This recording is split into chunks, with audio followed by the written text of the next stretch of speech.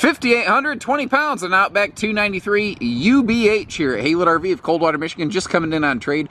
Late model, very sparingly used and very well kept. New tires put on August of just last year. Half-ton towable, family bunkhouse with 4 separate bunks. A lot of times when you get an outside kitchen in a private rear bunkhouse, you'll sacrifice one of the bunks for an outside kitchen. But they use the same low-profile kitchen here on this Outback that we would find on something like the 292 BH Passport you'd see every day here at Haylet RV. Very similar layout, very similar camper in a lot of ways. I've got the slide closed currently, and you can clearly see that you can get past the dinette through the wall. You can get to the bathroom, you can get to the rear bunks, you can get to all that. But one thing I mentioned is how this is kind of similar to some of the other Keystone models that we have here at Haylet RV. Outback is an interesting sort of little in-betweener. It's sort of what happens, I think the easiest way I can describe it is like if a Cougar and a Passport kind of had a baby, I think it would be an Outback. And as we go through, you're going to see this is clean. This is well maintained. It is not beat up, scarred up, stained up. It doesn't stink. You know, haven't been mice in here. This is what a used RV is supposed to look like. Like if I get right up close here on all the fabrics and the upholsteries, you can see that there's no sorts of scars and mars or, you know, little scuffs. I'm not seeing, I don't believe these people had dogs or anything like that, so if you're sensitive to various irritants, you'll be good here. The dinette benches have these doors that swing right open. One, they look pretty cool and decorative, like I left one closed right here so you could take a look at it. But they swing right open, and they actually have a little snap-on to keep them shut when you want them shut, which, you know, especially in transit, to keep your stuff from bouncing around. All the windows are going to open for airflow, including, you can see the slide side windows, so this thing gets a ton of airflow right here. Great LED lighting package. Speaking of which, I missed a light right there. How about that? Let there be light! And then, in the center area here, we have a combination sort of closet and or pantry, linen cabinet. It's a little bit of anything and everything you want it to be. Now, one thing that's going to shock a couple people is you look right here and you see exposed plumbing. OMG! Well, don't worry about it, guys. The camper is currently winterized. You know, this is just an access panel that has been removed, not like busted or anything, but just carefully removed so they could get to the water heater bypass. That's what it's supposed to look like. Over here in the bathroom area, simple but effective. You know, you don't need it to be anything more than it is. Although I do like the way that countertop sort of cuts away right there, so you can actually be able to, if you're a bigger person like me, you can sit down, get to the toilet area, and have plenty of shoulder room. Nice deep sink for moms and dads. Again, the camper is winterized currently, so pardon the antifreeze, but notice how they actually detached the shower head. That's actually a really smart idea for winterizing so that you can make sure that there's no water left in that shower head, which is a great way to break the shower head.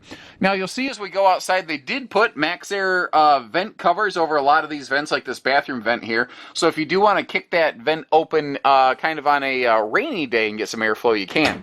Now note, we have a normal door. This is a true private bunkhouse. But one of the key things here, again, like the 292 BH Passport that we have here at Haylet RV, is that they have 4 individual bunks. Instead of sacrificing this lower bed, they went with a low-profile outside kitchen. And what you might notice is over here on the camp side of the trailer, or the left side of the viewing frame, as we are currently, these are what I call big kid bunks. They're a little bit wider. They're nicer for taller, bigger kids because they can kind of sleep crosswise on them, because most bunks are about a 74-inch length, which is roughly a standardized sleeping bag. So decent storage down below here, and you know, outlets all over the place, which is handy. Now, this also has a very popular handy feature called an I don't know if there's a technical name for it. I always called it an eat-and-go kids dinette because it just sort of makes sense. But on a rainy day, when you need to, you can flip this bunk up, you can turn the lower bunk into that dinette, and you can kind of give the kids their own sort of private living space, their own little slice of heaven, so that every kid kind of has their own separate area. Meanwhile, a lot of times people ask in bigger campers where like there's a slide out in the bunkhouse, why do the kids get the slide and mom and dad don't? Well, because mom and dad, you own the living room. You own the RV. You're going to be hanging out here. You're not going to be just hanging out in your bedroom if it's a rainy day. That's the biggest reason why. Now, there are sliding pocket privacy doors for the front entertainment center. That TV is also mounted on a swing arm, so if you do want to pivot that TV out to face the super slide seating, you can, very simply and very easily. Something that's easy to miss, but I want to make sure you folks are aware of it, that is a little bit larger 8 cubic foot fridge freezer. So you do have that bigger capacity there. You also have this high-rise sprayer type faucet, and that is a single basin farm sink in there, the big old giant one basin sinks. All the original manuals and everything are present and accounted for, as are the little winterization sort of clips for the refrigerator. Keep everything ventilated. Now if I back up here just one more step, you can see that on the back side they put some very large drawers right there, so you do have a couple handy drawers right available in the kitchen. And as we peel around here into the bedroom, remember we do have pocket doors right there, but you have dual hanging closets, you have a full overhead cabinet, and then a handy just extra little shelf, which I think would be perfect for like little phone chargers or alarms. And this one is very accessory friendly, whether it's going to be a heated blanket or a CPAP or a phone charger or whatever, with those outlets all the way against the front wall. It makes this one very, very simple and easy to be able to plug stuff in. Also, these hanging closets, they're up high enough that if you roll over at night, they're not going to be like a sharp shoulder jab that'll jar you out of a good night's sleep. And I figured, why not start out here with that awning open?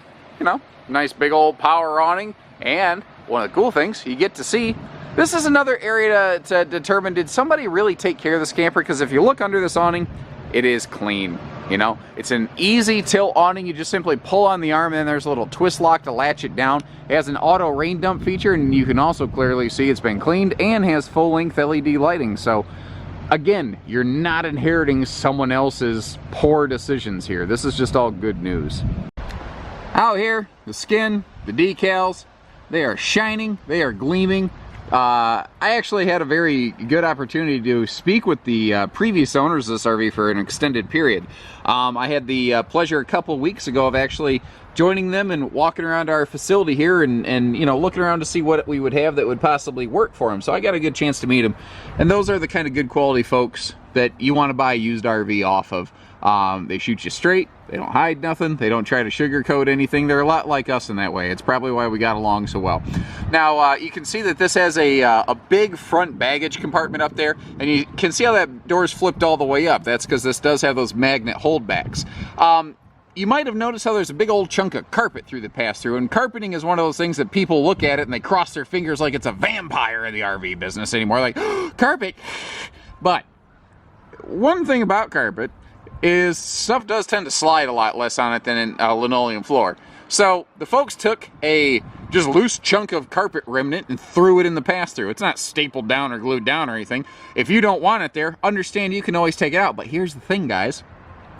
They had carpet in there so that their stuff wouldn't slide around in transit and smash up the walls even in the pass-through. They had carpet in there so that if they put something in that was dirty, it didn't leave a dirty yuck stain on the linoleum. So the fact that they put carpet there, and you can easily remove it, makes this thing one step closer to like new than it possibly ever would have been before.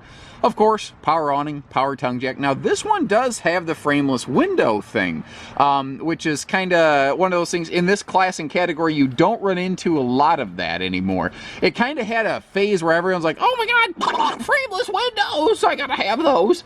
And then people sort of discovered they're pretty, and they absolutely are pretty, but they do get reduced airflow. So whether a frameless window is the best choice for you kind of depends on what your goals are and how you're looking to camp. What is nice though is your slide side windows up there in that super slide, those will still open up, so you do still get some pretty good airflow there. A good indicator of how well this RV has been maintained is not only just the shining skin and the complete lack of any weathering or fade on any sort of decals, is that spare tire cover. With that thing being straight jet black, it would be susceptible to like sun fading a little bit before some of the other elements of the RV. But you don't see any of that. You don't see any sun fading on here. And from this angle, what you can see is a max air vent cover over that bathroom ceiling vent. The refrigerator, from what I understand, was replaced somewhat recently. I don't know if that was just a warranty swap out or what it was, but there you have it, your 1.6 cubic foot little mini fridge, college kid fridge there. Now this is the exact same low profile outside kitchen that the Keystone Passport uses that you'll find. And this is a very similar layout to the 292 BH Passport, as I mentioned previously. The sink here, little flip open, I kind of call it dog dish style, but you see that little white bendy hose thing right there. It hooks onto this sort of like air hose quick release style sink faucet fixture, and what that allows you to do is have the kitchenette telescope in and out, but you also have these wing out dual countertops here, which is a pretty darn handy feature.